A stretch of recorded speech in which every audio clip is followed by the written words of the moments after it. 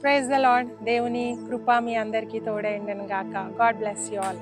ప్రియ సహోదరి సహోదరుడా, చాలా వివాహ బంధాలు తెగిపోవడానికి కారణం ఏంటంటే కంపారిజన్. ఒకరినొకరు కంపేర్ చేసుకుంటూ ఉంటారు. వాళ్ళు లావుగా ఉన్నారు, నువ్వు సన్నగా ఉన్నావు. వాళ్ళు చక్కగా రెడీ అవుతారు, నువ్వు అస్సలు రెడీ కావు. వాళ్ళు ఇలా ఉన్నారు, నువ్వు అలా ఉన్నావు. వాళ్ళు ఉద్యోగం చేస్తున్నారు, నువ్వు చేయట్లేవు. ఇవన్నీ ఇతరులను కంపేర్ చేయడం వల్ల చాలా బంధాలు తెగిపోతూ ఉన్నాయి. వారి మధ్యలో ఒక మిస్అండర్స్టాండింగ్ వచ్చి వాళ్ళు స్ట్రెస్కి, యాంగ్జైటీకి, డిప్రెషన్కి గురవుతూ ఉన్నారు. ఎప్పుడు పాపం దుఃఖంలో ఉంటారు.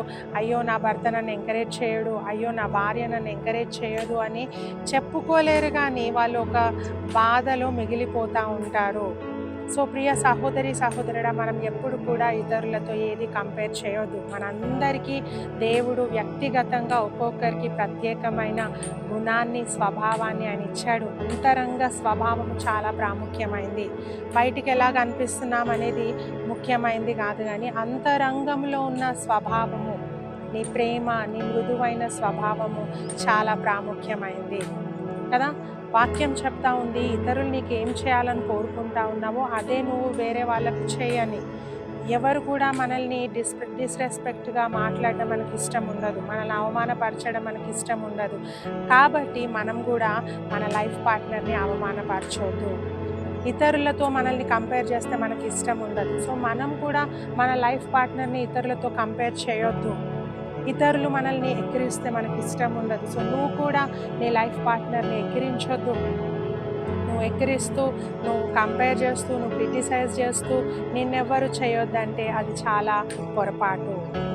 సో వాక్యం చెప్తా ఉంది, 1 పేతురు 3:4 చదువుకుందాం. సాధువైనట్టియు మృదువైనట్టియునైన గుణమును, అక్షయాలంకారము గల మీ హృదయపు అంతరంగ స్వభావము మీకు అలంకారముగా ఉండవలెను.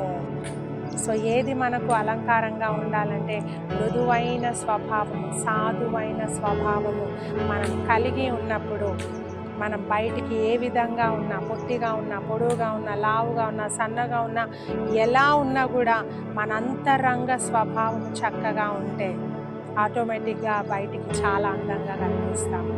సో మనం ఎవరిని కంపేర్ చేయొద్దు. ఉన్న దాంట్లో తృప్తిగా దేవునికి కృతజ్ఞతలు చెప్తూ జీవిస్తాం. God bless you.